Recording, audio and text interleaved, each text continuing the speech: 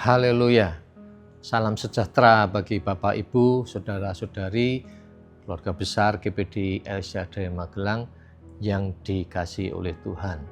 Hari ini kita bertemu kembali dalam program acara Renungan 79. Resilient, saya tangguh di dalam Tuhan. Haleluya. Puji Tuhan. Bapak, Ibu yang dikasihi oleh Tuhan, mari kita akan renungkan firman Tuhan hari ini yang terdapat di dalam kitab Yohanes 15 ayatnya yang ke-18. Firman Tuhan berkata, "Jikalau dunia membenci kamu, ingatlah bahwa ia telah lebih dahulu membenci aku daripada kamu." Puji Tuhan.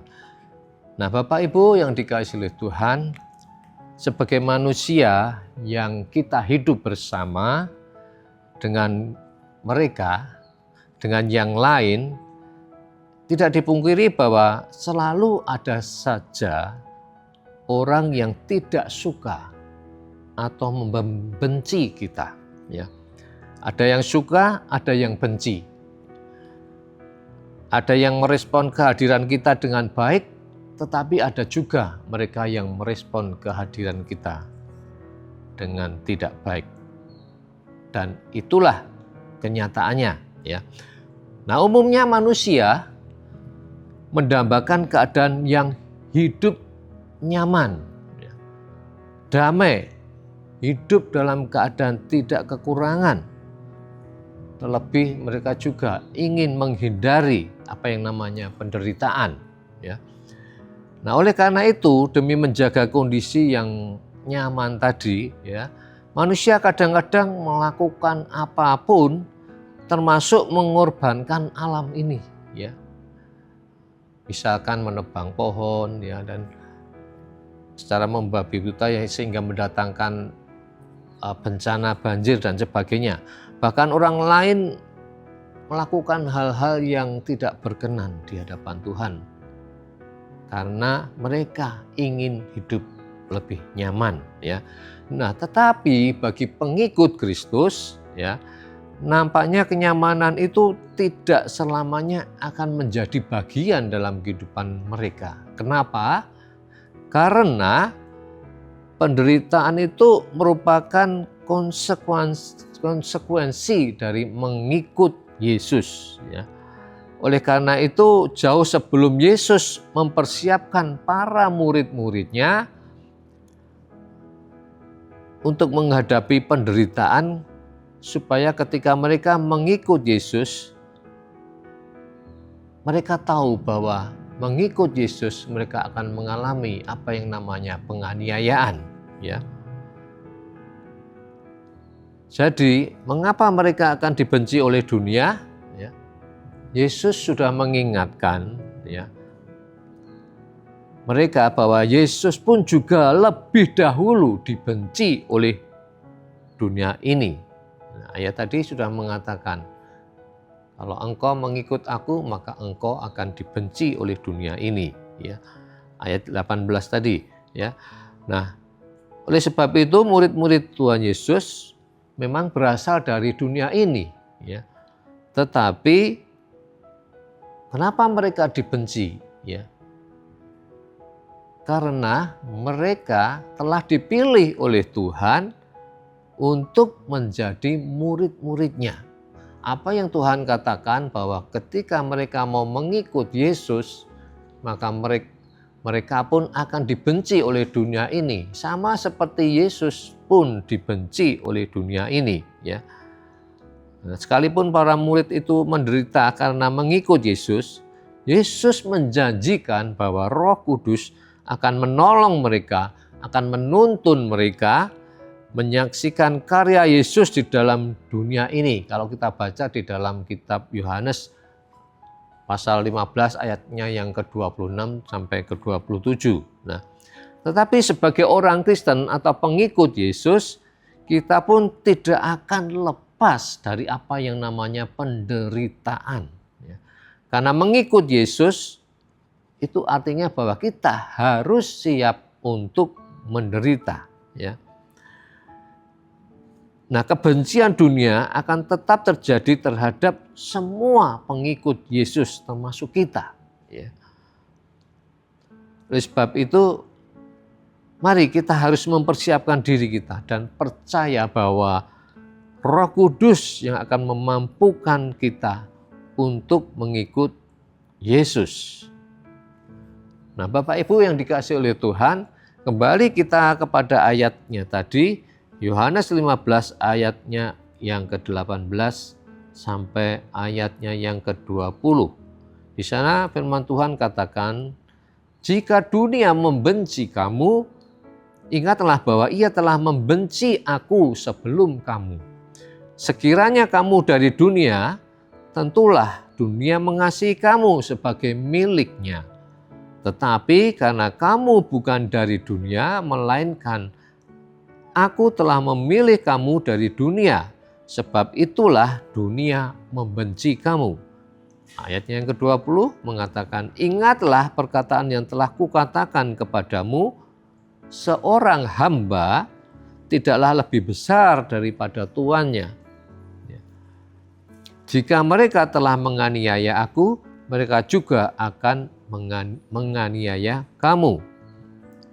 Jadi dari ayat firman Tuhan di sini, Yesus memperingatkan bahwa penganiayaan adalah bagian dari mengikut Yesus.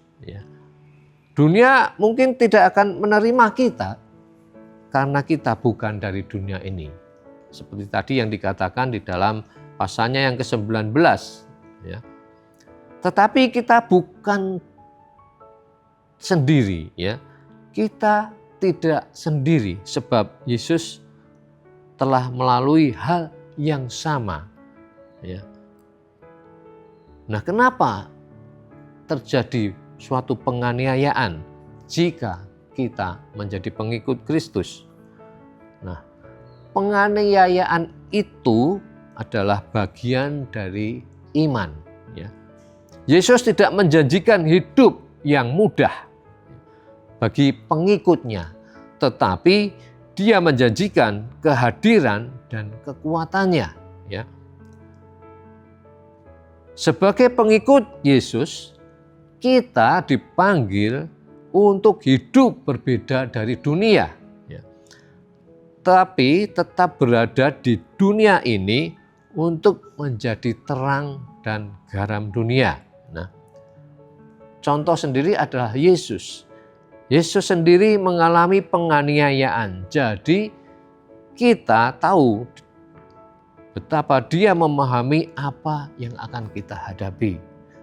Jadi Bapak Ibu, saudara-saudari yang dikasihi oleh Tuhan, ketika kita pun suatu saat nanti mengalami penderitaan ataupun penganiayaan, Yesus sudah berkata, Yesus sudah berjanji bahwa dia akan menolong kita dengan kuasa Roh Kudus-Nya.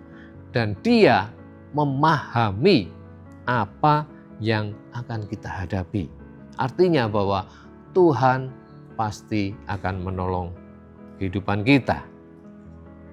Nah, pertanyaannya adalah mengapa dunia ini membenci kita?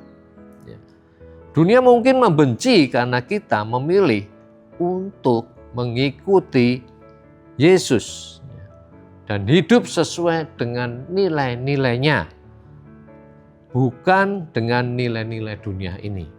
Dunia bisa menilai kita dengan segala sesuatunya secara manusia, tetapi Yesus menilai kita dari hati kita. Oleh sebab itu, Yesus mengingatkan kita untuk kita tetap setia, dan tidak takut, karena dia sudah mengalahkan dunia. Di dalam Yohanes 16 ayatnya yang ke-33, firman Tuhan berkata, "Semuanya itu kukatakan kepadamu, supaya kamu beroleh damai sejahtera dalam aku. Dalam dunia kamu menderita penganiayaan, tetapi kuatkanlah hatimu, aku telah mengalahkan dunia." Nah, sebagai orang Kristen, bagaimana kita bisa menghadapi penganiayaan itu? Seperti Yesus, kita bisa memilih untuk bisa mengampuni dan menunjukkan kepada orang tentang kasih kepada mereka yang menganiaya kita. Yesus sendiri ketika dianiaya, dia tidak membalas penganiayaan itu, tetapi Tuhan Yesus mengasihi mereka. Nah, berpegang pada iman dan janji Tuhan, seperti yang dikatakan di dalam Roma 8 ayat 12, firman Tuhan berkata, kita tahu sekarang bahwa Allah turut bekerja dalam segala sesuatu untuk mendatangkan kebaikan bagi mereka yang mengasihi Dia, yaitu bagi mereka yang terpanggil sesuai dengan rencana Allah. Ya. Jadi mari kita berpegang pada iman, supaya hidup kita boleh menjadi kesaksian tentang kasih dan kekuatan Tuhan yang Tuhan nyatakan lewat kehidupan kita. Kita bisa bersaksi bagi orang lain tentang kebaikan Tuhan. Ya. Dalam Titus 2 ayat 7 sampai 8, firman Tuhan berkata demikian, dan jadikanlah dirimu sendiri suatu teladan dalam berbuat baik. Hendaklah engkau jujur dan bersungguh-sungguh dalam pengajaranmu, sehat dan tidak bercela dalam pemberitaanmu, sehingga lawan menjadi malu karena tidak ada hal-hal buruk yang dapat mereka sebarkan tentang kita. Ya. Jadi Titus mengajar supaya mengingatkan kita untuk menjadi teladan dalam perilaku dan perkataan. Nah, kita bisa bersikap kepada orang yang membenci kita. Sikap kita bagaimana kepada mereka? Mari kita doakan mereka dan tunjukkan kasih seperti yang Yesus ajarkan. Dalam Matius 5 ayat 44 firman Tuhan katakan, tetapi aku berkata kepadamu, kasihilah musuhmu dan berdoalah bagi mereka yang menganiaya kamu. Yang kedua adalah jangan membalas kejahatan atau kebencian dengan kebencian, tapi balaslah dengan kebaikan. Roma 12 ayat 17 berkata, janganlah membalas kejahatan dengan kejahatan, lakukanlah apa yang baik bagi semua orang. Dan yang ketiga, mari kita tunjukkan sikap dan hormat kita dengan sopan, bahwa jika mereka tidak bersikap sama seperti kita, kita tetap menunjukkan sikap hormat kepada mereka. Nah, dari semua itu, aplikasi apa yang bisa kita dapatkan? Yang pertama adalah kita harus siap secara mental menghadapi tantangan dan penganiayaan yang karena kita sudah mengikut Yesus. Ya.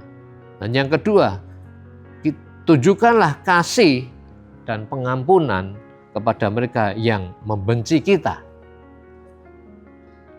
Yang ketiga adalah mari kita berpegang teguh pada iman kita kepada Tuhan di tengah kesulitan yang kita hadapi.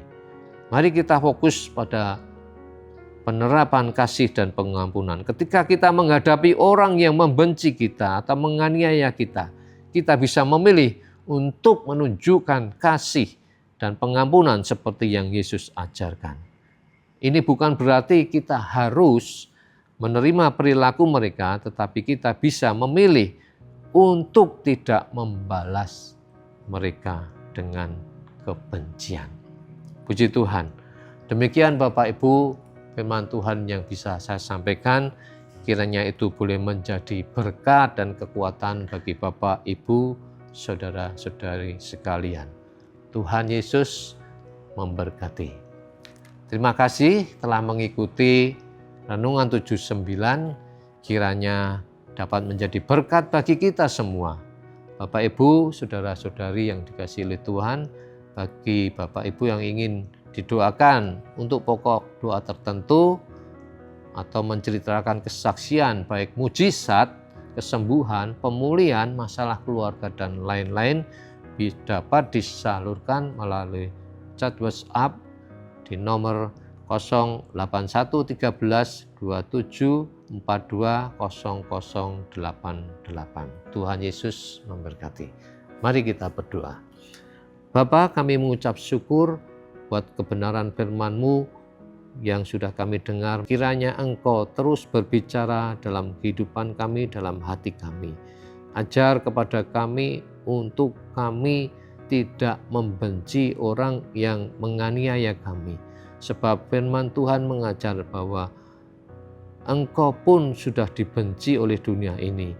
Oleh sebab itu, ketika kami boleh mengalami apa yang Tuhan alami, kami percaya bahwa Engkau sudah mendahului kami, telah mengalami hal-hal penganiayaan, kebencian itu kepada Tuhan. Oleh sebab itu, firman-Mu mengajar kepada kami supaya kami dapat melepaskan segala kebencian, segala hal-hal yang mengikat kehidupan kami, supaya kami tidak membalas kejahatan atau kebencian itu dengan kejahatan. Tetapi firman-Mu mengajar supaya kami dapat mengasihi dan mengampuni mereka. Sebab kami percaya Tuhan akan memberikan kuasa Roh Kudus-Mu ketika kami menghadapi suatu masalah ataupun persoalan. Oleh sebab itu, diberkatilah setiap umat-umat-Mu yang sudah mendengar kebenaran firman ini, supaya mereka pun boleh diberi ketaatan dan mereka boleh diteguhkan iman mereka untuk mereka tetap kuat ketika mereka pun menghadapi masalah kebencian yang orang lain lakukan terhadap mereka. Terima kasih Bapa. Kami percaya Roh Kudus terus akan menolong kami, memberikan kepada kami kasih dan sukacita itu dalam kehidupan kami semua umat-umat-Mu. Terpujilah nama-Mu Tuhan, terpujilah Engkau. Hati keluarga besar GPDI El Shaddai bersuka cita karena-Mu Tuhan. Engkau yang telah membuat keluarga besar GPDI El Shaddai Magelang menjadi kuat. Karena keluarga besar GPDI El Shaddai Magelang bersuka cita karena pertolongan-Mu. Tidak ada yang kudus seperti Engkau Tuhan. Sebab tidak ada yang lain kecuali Engkau, dan tidak ada gunung batu seperti-Mu. Terpujilah nama-Mu Tuhan. Dalam nama Tuhan Yesus Kristus, kami sudah berdoa mengucap syukur. Haleluya. Amin.